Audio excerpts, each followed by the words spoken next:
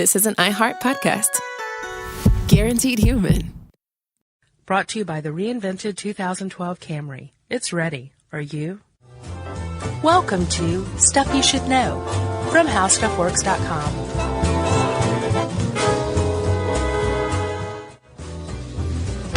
Hey, and welcome to the podcast. I'm Josh Clark. With me, as always, is Charles W. Chuck Bryant, and that makes the Stuff You Should Know the podcast. The chimpanzee-centric podcast. Frequently. I told you about the time that chimp held my hand, right? Yeah.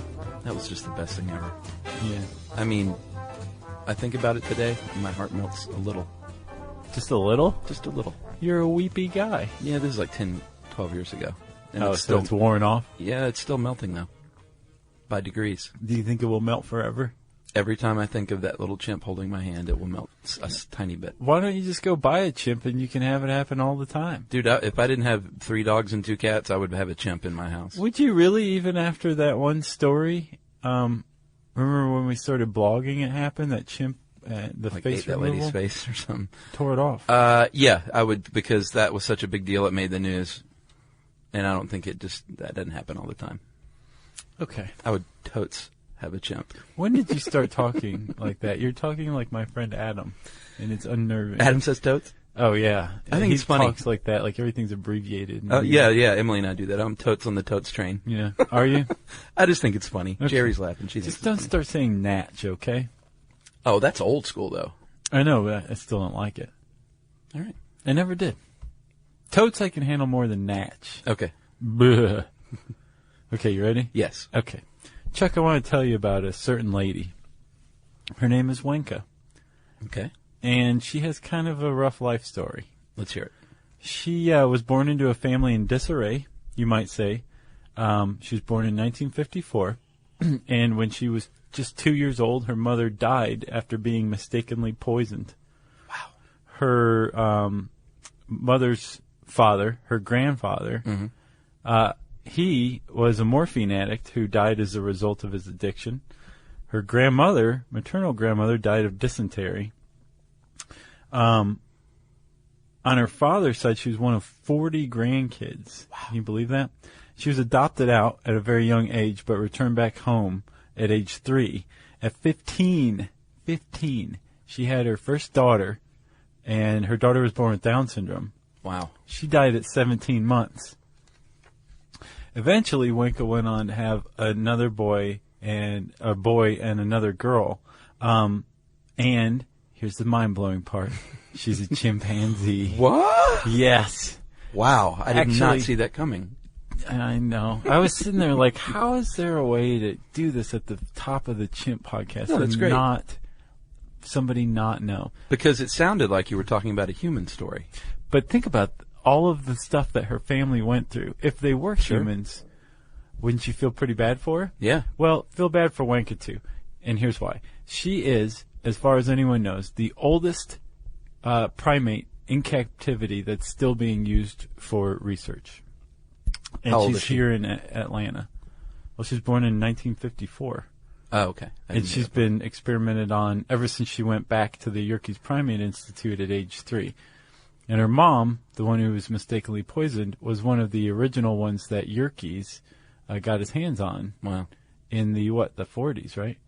No, the 30s, the 20s. Well, in the 20s, yes, is Robert Yerkes started messing around with behavioral research, not as much medical research. No, and at first you think like, oh well, that's way better. But have you looked into some of the behavioral experiments that they were conducting? I'm sure it's not fun. So like one young chimp from, I believe, for the first 36 months of his life, had like plastic or some sort of obstruction over his hands and his feet, so he couldn't use either of them for the first 3 years of life. A lot of social isolation, like chimps spent the first 2-3 years of life without seeing, hearing, touching anybody else. That's like a Little Albert chimp. stuff. Yes, very much so. Wasn't it Little Albert? Yeah. Yeah, Little Albert was on a human, though, the fear conditioning. Yeah. The equivalent to that was Harry Harlow's experimentation of separating chimps from their mothers, Right. and then raising them with like wire and cotton fake reconstructions that they would cling to and treat as their mother, because what he found from these experiments is that moms are really important. That's the saddest thing I've ever heard. Yeah. All right. So we're talking about We started this off on a well, I certain mean, foot, didn't we? this isn't the brightest of topics, although the ending is fairly uplifting. Yeah, it is. Or at least headed that way. Yeah. We won't ruin it. So, Chuck, let me set you up here. We have only, just in the last few years, come to think that animals deserve some sort of rights. Right?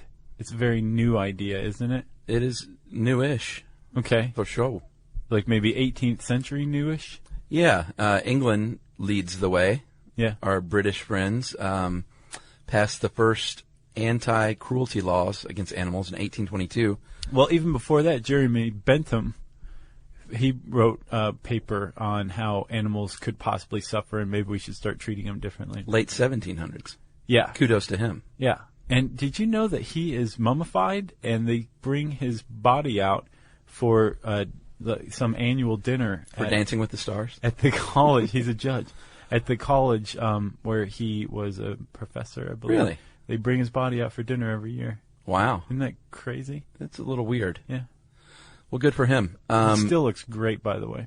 Does he really? Mm-hmm. So PETA didn't start until 1980. A lot of people might think that PETA's been around like since the 60s or something. Yeah, It's I was surprised to see that. fairly new. And then the American Society for the Prevention of Cruelty to Animals was started in 1866. Right. So pretty new in a world view, Right. But in the big picture. specifically, and that's general animal rights. Yeah. But chimps in particular, they're, I guess, the idea that they maybe deserve even more special rights than the average lab rat is based on something that's also fairly recent, which is the discovery or the idea that we share a tremendous amount of similarity with them. There's no other animal that is closer to humans than chimps, right?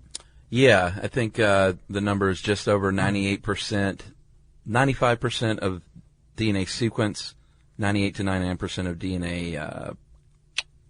Base pairings? The other part. I can't remember what it's called. Should have written that down. Well, no, that's very, like, people throw that out, like, chimps are 98% similar to humans, and that's very misleading. Yeah. Like you said, the genetic sequence of the chromosomes that we share or that are similar in apes and humans are 98% similar. Okay. It's not like if you took our DNA and put it side by side. Right. Only 2% would be different. Right, right. It's not like that. And in fact, chimps have 10% more DNA than humans do. Oh, really? Yeah. Is So that- it's very misleading to say, but the point is, Right. they are very genetically similar, probably more than any other animal. And we've known that since the 20s. Yeah, and similar enough to that at a certain point people said, you know what? We've experimented on human prisoners long enough. Yeah. And they say we can't do it anymore, Yeah. which is a drag.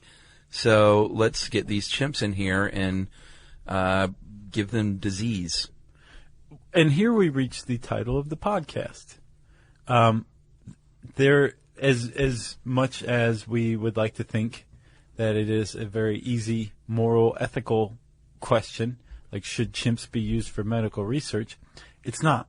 No. Because if you, as we were saying before, if you like walking around not having polio Yeah. or hepatitis, B. yeah, Yeah.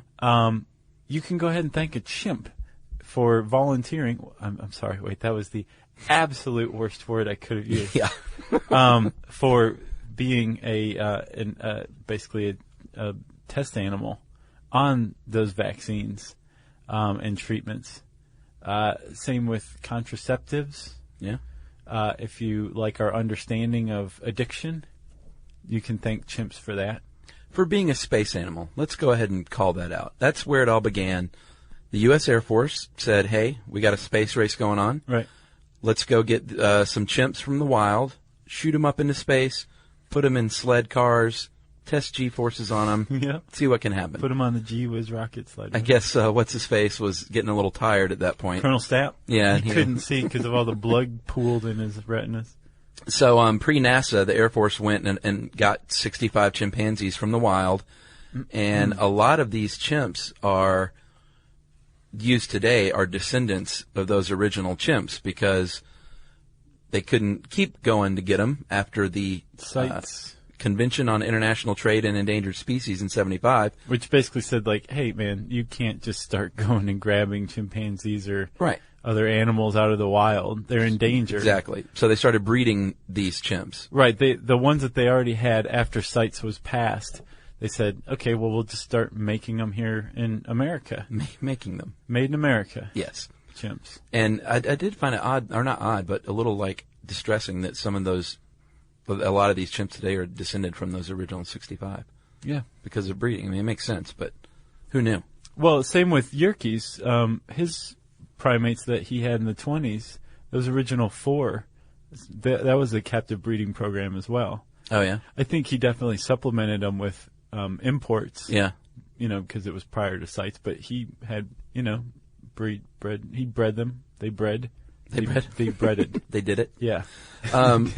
And like you pointed out, we should say that Yerkes is now in Atlanta, here at Emory University. Yeah. After being in Florida for 20-some-odd years, they moved to Atlanta. And sponsored by Yale before.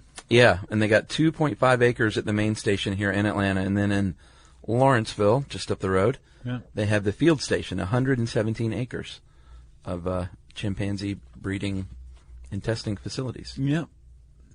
It's where chimps go to get their drugs. Chimpanzees are endangered. They're native to Africa, and because of their similarities, they thought, this HIV thing in the 80s, maybe we should start injecting these chimps and see how and if they develop AIDS. That's what changed everything. The combination of CITES and the appearance of AIDS, combined with chimp similarity, really changed everything. We had a captive breeding program. The federal government sponsored it, and so it became very, very big. A mysterious new disease. Yeah, the fear of AIDS and HIV was so enormous that they, within just a few years of this captive breeding program that was started by the National Institutes of Health in 1986, I think maybe within a year or two, there were, 500 chimps running around with HIV.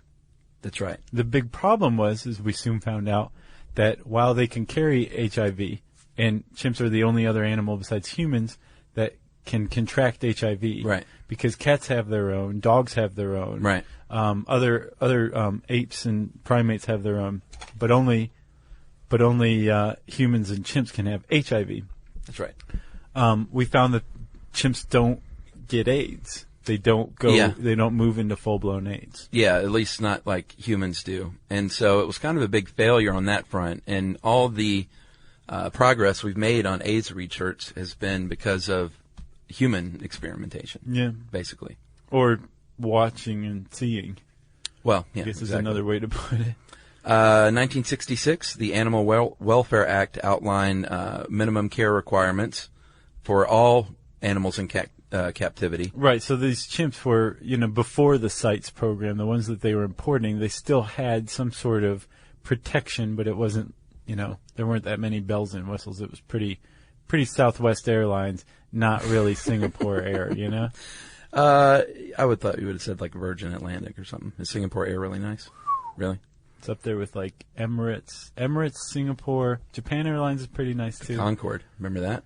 Yeah, we should do one on that. Do you remember the time that Phil Collins played a show in London? Yeah, Live Aid. And then flew, was it for Live Aid? Yeah. He played 2 shows on 2 different continents within like Philly 5 or 6 hours of each other. Uh-huh. Awesome. Thank you, Concorde. Thank you, Phil Collins. Yeah, well, I thought that might go without saying. I can just open my shirt and show you my T-shirt to say that. Yeah. And by the way, that's a huge urban legend that he saw his girlfriend's rapist in the audience. Yeah. Drowning. Not true. Makes for a good story, though. Yeah. All right. Getting back to Animal Welfare Act, you said it didn't have the bells and whistles. Said temperatures had to stay between 45 and 85 degrees Fahrenheit. Not bad. Keep them comfortable. Yeah. got to give them food and water. Got to isolate the sick ones, even though you can get a waiver on that if they're supposed to be sick among their friends. Right. I imagine that wasn't too hard to get that exception. Right. And basically it applied to all chimpanzees for both biomedical and behavioral research, which was good. And all animals, any animal that's being experimented on, any warm-blooded animal. Or in captivity, period. Okay. Like I think it had just applied to zoos and everything. Gotcha. Well, that's good. Yeah. So we had that in place in 66. CITES came along in 75. The chimpanzee breeding program came along in 1986. And then when that collapsed and failed, the U.S. government was like, oh, what are we going to do here? We've got literally hundreds of chimps running around with HIV. They're, like, if they come in contact with people, Yeah. especially sickos, it could spread, right? Well, and they don't live to be 12. No, they Like a live dog. to be 60. Yeah, so and they cost money to, house and About feed. $15 a day. Yeah. So Doesn't sound like a lot, but no, it adds up. That adds up, especially when there was only about, I think, 500 that had HIV, but there was something on the order of like 12 to 1,500 that the government was responsible for. And it wasn't just the failure of the HIV/AIDS studies. You can thank Jane Goodall and groups like PETA and the ASPCA and the Humane Society in the early 80s, around this time when chimp research was really at its peak, for kind of alerting the public to the cruelty of animal testing and research. The Army of the 12 Monkeys. Yeah, You can thank them. I did. They were a red herring. I did. It was back in World War I. We should talk a little bit about the Colston Foundation. Mm-hmm. That is now defunct. It was shut down in 2002. And here's the deal. It's controversial. Depending on who you ask, Frederick Colston was the guy who was a toxicologist who helped develop treatment for malaria and hepatitis B and AIDS. Yep. Or it was a house of horrors, and he performed experiments on human prisoners and then moved to chimps. And, in one test, chimps had their teeth smashed in with a steel ball so they could practice reconstructive dental surgery. In 1995, 3 chimps were cooked to death when the temperature in and this is New Mexico, in their unmonitored enclosure topped 140 degrees. Oh my gosh. And since 1993, 33 chimps, and I think 45 animals in all, died, quote, unintended deaths at the Colston Foundation. So, it sounds like some awful, awful thing going on, but then again, he's developing these treatments for these awful diseases. So it's a very dicey situation. Oh, it is. But they were shut down in 2002 because negligent care on a lot of fronts. Yeah. And there are plenty of people who have like a really good, they have really good ground to stand on by saying like any animal testing is bad, and it doesn't matter how well you treat these animals, like you shouldn't be experimenting on them. Right. Were they put on this earth to test to save humans? Some people back that, some people don't. Right. Very recently I saw there was some researcher associated with the Center for Great Apes. Yeah? Yeah. Apparently there's like a number of them, and one of them's in Des Moines. And apparently somebody slashed the heels of an infant chimp to keep it from being able to stand upright. And this was like December, like a couple months ago. Wow. So one of the researchers As a test? there acted as a whistleblower, yeah. Wow.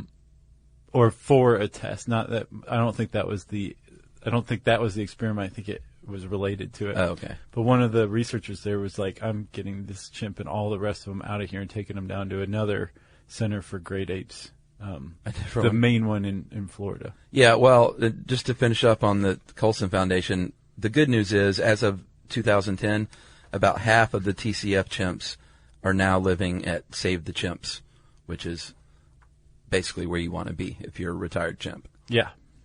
Swinging, playing, running around, eating bananas, holding hands, all that good chimp stuff. So, let's talk about this. That's the result of that sea change that was started by Jane Goodall and PETA and a lot of the Animal Liberation Front. And Matthew Broderick. Yeah. What was the name of that? Project X. That's right. And interestingly, real quick, I just saw today, I didn't realize this. Project X was a movie that raised awareness for mistreatment of chimps, obviously, in medical research. But Bob Barker at the time accused them of mistreating animals on the set. Yeah, he was a huge animal cruelty guy. And he got sued for defamation for that. Really? Yeah, and settled out of court, actually. Against his wishes, he settled out of court. Because he still believed that they were mistreated. And, said that there were, clubs and billy clubs and batons used. And they used, a snake to scare the chimps and stuff to get reactions. Yeah, but that was just a joke. That was just a prank on set in between takes. Yeah. But, yeah, Project X, go see it. Helen Hunt. Go see it in the theater near you. Right. In your time machine. Did you see the Ferris Bueller commercial? I saw it out of the corner of my eye. At the superb owl? Were you disgusted? I was looking forward to it because I heard about it beforehand, and it was pretty bad. Was it? Yeah. Hey, man. He's got to support his kids. Oh, dude, I'm sure he made a mint. Good for him. Okay, we were talking about Matthew Broderick and his career. Yes. Which led directly to a sea change in how people feel about animal testing and specifically about chimpanzee testing, which is kind of evidenced by the fact that Congress, in its endless ability to pass legislation with cutesy names and acronyms. I know, this one surprised me even. In 2000, Congress passed the Chimpanzee Health Improvement, Maintenance, and Protection Act. And guess what that spells out? Chimp. Yeah. They passed the Chimp Act in 2000. And basically this said your captive breeding program is gone. Once a chimp is retired from biomedical testing or behavioral testing, I believe, too, you can't kill it. Sorry. Nope. All of those monkeys running around with HIV, you can't euthanize them. You have to provide for their care for the rest of their lives. Their natural lives. Sure. Which is pretty cool. It's bad enough that you've given them HIV. At least care for them. But this extends only, as far as I know, to federally funded chimp programs. Pharmaceutical companies that own, it's federally funded, and pharmaceutical companies. All the chimps in the United States are owned by them, that aren't pets, I should say. Right. The pharmaceutical companies exist outside of this act, of course. So, Josh, if I were to ask you how many countries in the world still experiment on chimpanzees legally, what would be your answer? I would say, since the United States is such a it's such a standard bearer of human rights and animal rights, sure, that if the United States still allows it, at least 90 to 105 other countries allow testing on chimpanzees. Am I right? You did a very good job of playing dumb there, by the way. No, the United States and Gabon are the only two countries in the world that still perform biomedical testing on chimpanzees. 97, Great Britain said no more. Netherlands in 2002, I can't even speak Dutch, that would be a travesty. Sweden in 2003, Austria 2006, Japan 2006. Yeah. Everyone said, we're drawing a line in the sand. United States still allows it. But 3 months ago, December of last year, big news. The NIH suspended all new grants. Awesome. For biomedical and behavioral research. On chimps or apes, the great apes? Which, by the chimps. way, the great apes are chimps, gorillas, bonobos, and orangutans. Correct. So they suspended all new grants. That doesn't mean that you can't test anymore, but they basically established some pretty rigorous criteria moving forward, which means it's got to be necessary for human health, and there must be no other possible way to accomplish it. And basically, it's kind of being looked at as the beginning of the end, because they're finding that nowadays with cultures and cellular research, you don't need to experiment on chips anymore. You can find out all you need to know in a petri dish. Yeah, the NIH said, hey, over the next 4 years, we're going to hypercharge our biomedical testing. Yeah. So we, like you said, it can just exist in the petri dish from now on. We don't have to, basically, single-celled animals that are going to start to bear the brunt of our desire, our ceaseless quest for immortality. For health. But you can't hold the hand of an amoeba. No, but if you could, I'll bet it would melt you too. Hepatitis C apparently is one of 2 areas that they think it could still be useful for. And but it sounds like they're genuinely phasing it out. That's great. It's about time. It is. Up after that, it'll just be on Gabon. So hats off to places like Save the Chimps, and what were some of the other ones? The Center for Great Apes, which, by the way, I don't want to defame them at all, not even for legal reasons. Like, they do a good job. Sure. I looked them up. I looked up Save the Chimps. Chimp Haven. The Great Ape Project, I found one in Massachusetts, and if you go on some of, like, the charity watches and rating sites, there's nothing bad for them except for the fact that they haven't filed with the IRS, even though they should. For some reason, this Morningstar doesn't have anything on them. They use golden laptops. But they all of them seem to be legit. But the Great Ape Project, the one that's mentioned in this article that lobbies on behalf of the great apes for testing in basically animal rights, they're located in Brazil. I keep thinking you're saying grape ape. Yeah, the Grape Ape Project. The Center for Great Apes is bona fide and good, too. I couldn't find much on anything that seemed to smack of, like, the Colston Foundation or anything like that. Yeah, well, the Colston Foundation actually morphed into Save the Chimps. Okay. So yeah, that's in Florida, right? Yeah. Fort Pierce? Uh-huh. Yeah. And along with Chimp Haven and the Fauna Foundation, they're chimp sanctuaries. It's a nice thing. Yeah. So I guess go there, give them some money, ask in exchange for a chimp to hold your hand. Mm-hmm. Do not feed chimps antidepressants and keep them at your house. Is that what happened to the one? Yeah. Remember, the woman was like, "Oh yeah, he's on antidepressants. He shouldn't have done this." And everybody's like, "Wait, what did you just say?" She's like, "Nothing." Do you remember? I don't remember the antidepressants. Yeah, part, it came out like on like the Today Show or something like a couple Wow. days after. She was like, I had him on antidepressants. I don't know what happened. Boy, she was messed up too. Was she? Oh yeah, she was. It was pretty gnarly. Yeah. Oh, the lady. the victim. Yeah, that was something. Man. Okay, well, we were all over the place there. Yeah. If you can figure out where we stand on this, hats off to you. You got anything else about chimps? Or great apes? No. What are the 4 great apes? Chimpanzees, orangutans, macaws. No, wait, No. that's a bird. Yeah. Macabres. No. Clint Eastwood. That's Every Which Way But Loose. That's an orangutan. Yeah. I can't Clyde, remember. right? Oh yeah, Right Turn Clyde. Bonobo Bonobos. or bonobo. Mm-hmm. Orangutans, gorillas, and chimps. That's right. And humans.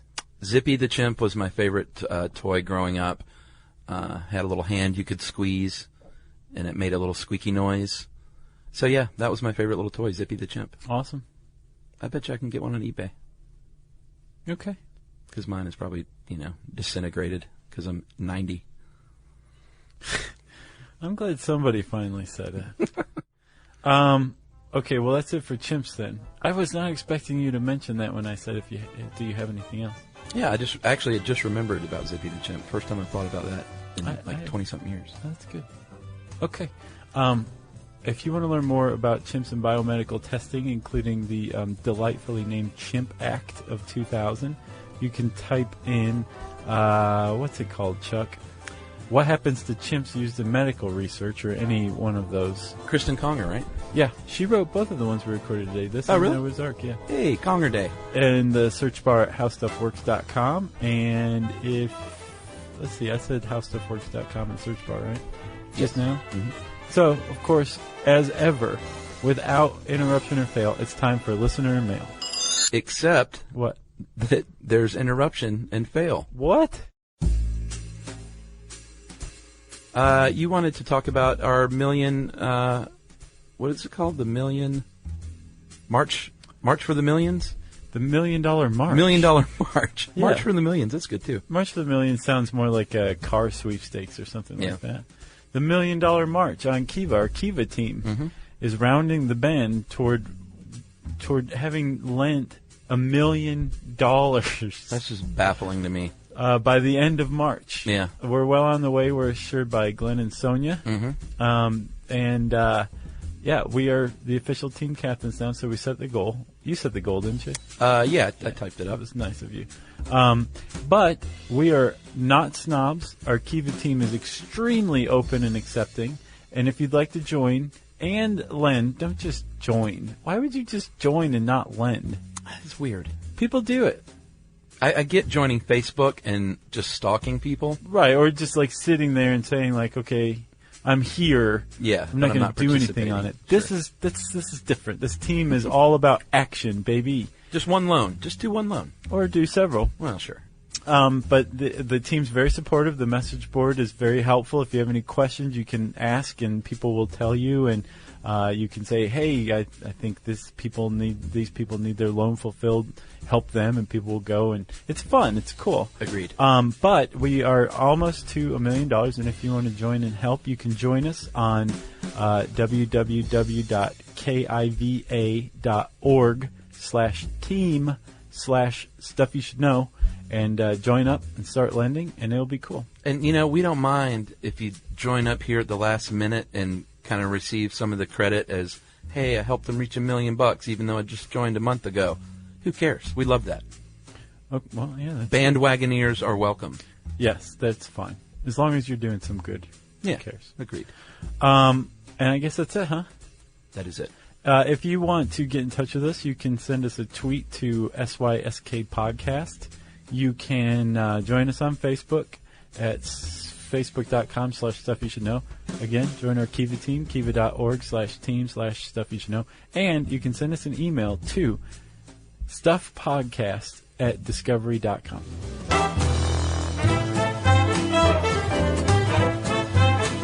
Be sure to check out our new video podcast, Stuff from the Future. Join How Stuff Works staff as we explore the most promising and perplexing possibilities of tomorrow. Brought to you by the reinvented 2012 Camry. It's ready. Are you? This is an iHeart podcast. Guaranteed human.